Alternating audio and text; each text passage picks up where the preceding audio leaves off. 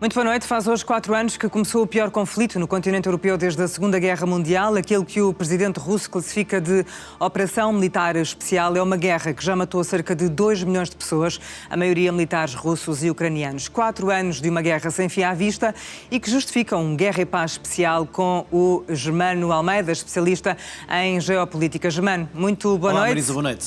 Vamos começar por falar dos representantes da União Europeia que estiveram hoje na capital ucraniana. Que mensagens fortes deixaram neste dia? Bom, é um dia, como disseste, muito simbólico naquilo que foi um dia que mudou a Europa e a ordem internacional faz hoje 4 anos e, portanto, era importante dar esse sinal de apoio à Ucrânia. Houve 11 líderes europeus hoje em Kiev, a Presidente da Comissão von der Leyen, o Presidente da Comissão António Costa, também o Presidente da Finlândia, Stubb, outros líderes que mostraram que neste momento há que dar apoio à Ucrânia, um caminho para uma Ucrânia na União Europeia. É verdade que sem a garantia de que data, e isso não deixa de ser um falhanço, naturalmente, é verdade que houve simbolicamente a aprovação dos 90 mil milhões do empréstimo que sabemos, Marisa, a Hungria, na verdade, vetou para já e está a tentar atrasar relacionado com a dívida conjunta para a defesa da Ucrânia. Eu recordo, tenho dito aqui quase todas as noites, que a Ucrânia está a poucas semanas de ficar sem dinheiro para essa defesa e, portanto, esse empréstimo tem que avançar, claramente. Vemos aqui a primeira-dama Olena Zelenska, o presidente Zelensky, o líder finlandês Stubb e nas pontas António Costa e von der Leyen. Ora, essencialmente, Costa disse claramente que a Rússia falhou os objetivos e a guerra acaba quando a Rússia perceber que tem que chegar.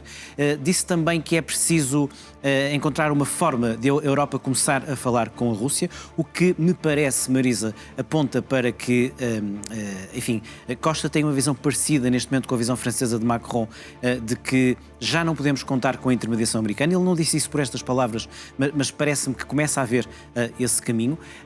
E, naturalmente, com von der Leyen também a dizer que a Rússia falhou os objetivos, que Vladimir Putin falhou também ao perceber que não iria conseguir tomar a Ucrânia toda e está ali um pouco atascado naquilo que é o avanço no terreno. E dentro disso, Zelensky percebeu que tem esse apoio europeu, mas também lembra que perante esse falhanço russo há que aumentar o apoio à Ucrânia e há que encontrar uma forma de que não se possa premiar, Costa também falou nisso, não se possa premiar a Rússia na mesa das negociações quando a Rússia não consegue os objetivos no terreno.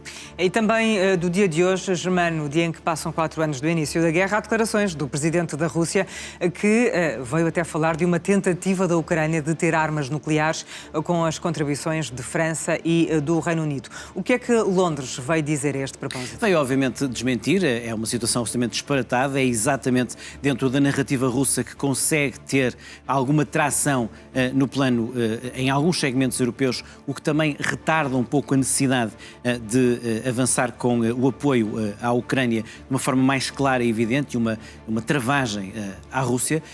Claramente, Londres mostra que não há arma nuclear nenhuma que Londres e Paris estão a preparar para a Ucrânia. Isto é, a narrativa russa, Marisa, a aproveitar o nevoeiro. Qual é o nevoeiro? É verdade que se está a rediscutir a questão nuclear na Europa, mas por causa do escudo nuclear europeu que é preciso reforçar perante a perda do guarda-chuva nuclear norte-americano. E sim, a Alemanha, a França, o Reino Unido estão a falar sobre como garantir esse guarda-chuva nuclear. Isso é uma coisa. Outra coisa não, as armas nucleares não vão entrar na equação da defesa da Europa à Ucrânia. O que vai entrar são coisas como os 12 mil milhões de apoio militar que os nórdicos em conjunto avançaram para a Ucrânia, a Dinamarca avançar com 300 milhões só para a questão de centros de defesa aérea na Ucrânia, também, por exemplo, o Canadá, que avançou com 200 milhões de dólares com apoio militar à Ucrânia. Isso sim, dentro do que é o legítimo direito da Ucrânia. O país está a ser invadido, faz hoje 4 anos, pelo maior país do mundo, o seu legítimo direito à defesa.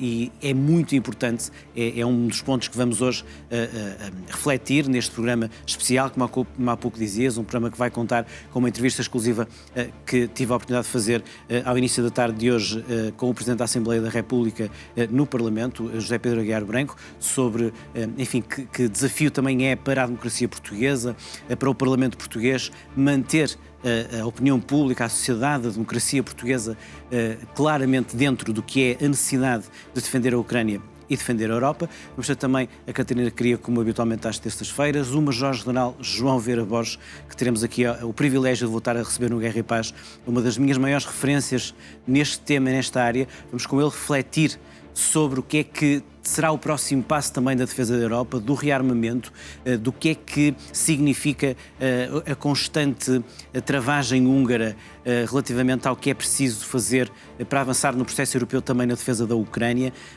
e também algo que o General Vieira Borges consegue refletir como poucos, que é na necessidade, num mundo como este, da dissuasão que só se faz com força, na necessidade de fazer isso com propósito e buscando algo que até agora está a falhar nestes 4 anos, o que é o caminho para a paz.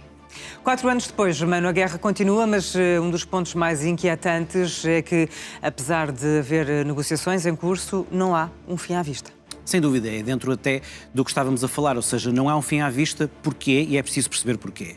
Porque dos dois lados, neste momento, não se vê como poderá haver solução para parar cada um de lutar. Eu volto a um mantra, se assim quiseres, hoje fala-se muito nesse termo, ou enfim, um silogismo, um lema que escrevi e dizia muito nos primeiros dias de guerra e que na preparação para este programa especial me deparei para voltar a dizer. Vamos pensar, às vezes, num tema tão forte e tão potente como este, e que todos os dias se fala há tanto tempo, por vezes é preciso parar um pouco, distanciar e parar para pensar. Se a Rússia parar de lutar, de atacar, a guerra acaba. Volto a dizer, se a Rússia parar de atacar, a guerra acaba. Se a Ucrânia parar de lutar, a Ucrânia acaba. Porque esta é uma questão existencial para a Ucrânia. Está a ser invadida pelo maior país do mundo. O resto é propaganda russa. Não se deixem cair no nevoeiro da propaganda russa. Sabemos que há alguns elementos, até aqui em Portugal, que desta ou daquela maneira propagam essa propaganda. E por isso é importante não nos deixarmos cair nessa propaganda neste dia que a guerra faz 4 anos. Se a Rússia parar de atacar, a guerra acaba. E quando me dizem, mas a Ucrânia também faz ações na Rússia, temos que pensar porquê. A Ucrânia faz ações na Rússia porque está a ser atacada, faz ações em território russo para diminuir a potencialidade da Rússia continuar a atacar. Faz ações relacionadas com alvos militares, com bases onde estão os caças de onde partem os russos, bombardeiros russos que depois lançam mísseis e drones para a Ucrânia, as refinarias que alimentam a guerra russa. É verdade que por vezes outros alvos, mas todas as ações da Ucrânia em território russo decorrem dessa situação inicial da guerra que começou há 4 anos em larga escala. É verdade que o conflito começou há 12 anos, mas de uma forma localizada na questão do Donbass, que é na parte leste da Ucrânia, e depois também na anexação russa da Crimeia. O que é que de fundamental aconteceu faz hoje 4 anos? Putin decidiu que quereria invadir toda a Ucrânia, decidiu que a Ucrânia não tem direito de existir e com 3 objetivos, como bem recordou hoje o Presidente Macron, falhou estrondosamente os 3. Primeiro, perdeu a guerra nos primeiros dias, semanas, achava que esta era a guerra para ser de 4 dias ou de 4 semanas, faz hoje 4 anos, não é? Ou seja, nas primeiras semanas percebeu-se que o Putin não ia conseguir tomar Kiev. Territorialmente, fracasso absoluto. Ao fim de 4 anos, a Rússia nem 20% do território ucraniano tem e tens que juntar aí a Crimeia. No último ano, 0,8%. Portanto, fracasso russo no ponto de vista do território, isso não é questão de opinião, é questão de facto. Segundo falhanço russo, um falhanço estratégico. Ou seja, na verdade, esse falhanço mostrou que a Rússia não tem a capacidade que Putin achava que iria ter de travar aquilo que era a alegação russa de Putin, que é travar a expansão da NATO. Eles falam expansão, o alargamento da NATO a leste. Ou seja, o que é que aconteceu, Marisa, nestes últimos 4 anos? O alargamento de Putin. A Suécia e a Finlândia, que há 4 anos não pensavam sequer, por uma questão de gestão de relação com a Rússia, entrar na NATO, eram países neutrais, de repente quiseram entrar na NATO. Porquê? Porque a partir do momento em que Putin invadiu a Ucrânia, perceberam que o risco existe. E, portanto, esse risco é um risco que se percebeu claramente faz hoje 4 anos e levou ao alargamento da NATO. E o terceiro falhanço é o falhanço da identidade. Putin queria com isto impedir o nacionalismo ucraniano, a identidade ucraniana, falhou completamente. 4 anos depois, a identidade ucraniana é hoje muito maior que há 4 anos. Germano, vamos falar agora da resistência da Ucrânia, porque essa resistência deve-se muito à ajuda que tem recebido, mas o presidente Volodymyr Zelensky tem tido um papel, dirias que, crucial? Zelensky é o herói improvável dos nossos tempos. Como já a seguir vamos ver aqui no Touch, é verdade que, de acordo com o Guardian, terá também não acreditado em todos os avisos da inteligência britânica e norte-americana, ou pelo menos tentado evitar uma situação de fuga coletiva nos dias anteriores à guerra. Nunca saberemos. A questão é, a partir do dia 1, faz hoje 4 anos, é o grande herói dos nossos tempos. Porquê? Porque, como ele recordou nas últimas horas, recusou a boleia americana, quis, e estamos a ver essa imagem. Que imagem é que estamos a ver, Marisa? Estamos a ver um Zelensky bem mais jovem, mas só apenas há 4 anos, na noite de 26, creio, de fevereiro de 2022, com quem? Com Yermak, que foi até há pouco o seu chefe de gabinete, teve que se demitir pela questão de suspeitas de corrupção.